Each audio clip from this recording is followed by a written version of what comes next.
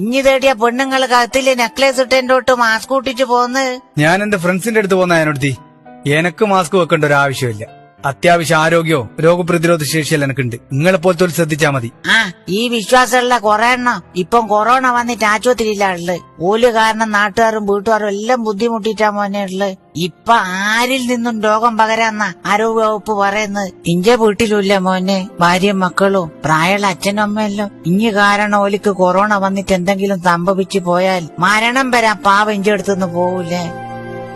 ശരിയായ അനുടുത്തി, എന്റെ വീട്ടുകാരുടെ കാര്യവും ഞാൻ ഇപ്പോഴാ ഓർമ്മിച്ച്. ഈ ഒരു സാഹചര്യത്തില് ഇനി അത്യാവശ്യം മാത്രമേ ഞാൻ പുറത്തിറങ്ങൂ. ഞാനും അടുത്തേക്ക് ഒരു കാര്യങ്ങളോട് പറയാനുണ്ട് മക്കൾ. ലോകം മുഴുവൻ കൊറോണക്കെതിരെ പൊരുതിക്കൊണ്ടിരിക്കുകയാണല്ലോ. ഇപ്പോഴും മാസ്ക് വെക്കുന്നതിന്റെ ശരിയായ ഉദ്ദേശം ആർക്കും അറിഞ്ഞുകൂടാ. മാസ്ക് വെക്കുന്ന വ്യക്തിക്ക് രോഗം വരാതിരിക്കുക എന്നതിനേക്കാൾ ഉപരി മാസ്ക് വെക്കുന്ന വ്യക്തിക്ക് രോഗം ഉണ്ടെങ്കിൽ അത് മറ്റുള്ളവരിലേക്ക് പകരാതിരിക്കുക എന്നതാണ് ശരിയായ ഉദ്ദേശം. അതുകൊണ്ട് ഹോട്ടല്, പലചരക്ക് കട ഉൾപ്പെടെ പൊതു ഇടങ്ങളിൽ ജോലി ചെയ്യുന്നവർ ദയവ് ചെയ്തിട്ട് മാസ്ക് കഴുത്തിലും താടിയുമിലും വെക്കാണ്ട് വായും മൂക്കും കവർ ചെയ്യുന്ന രീതിയിൽ തന്നെ വെക്കണേ. ഞാനോടത്തി മനസ്സ് തട്ടിയിട്ട് പറയുന്നാണ്. കൂടിച്ചേരലുകൾ, പൊതുയിടങ്ങളിലെ അനാവശ്യമായ ഇടപെടലുകൾ എല്ലാം തന്നെ പൂർണ്ണമായും ഒഴിവാക്കുക.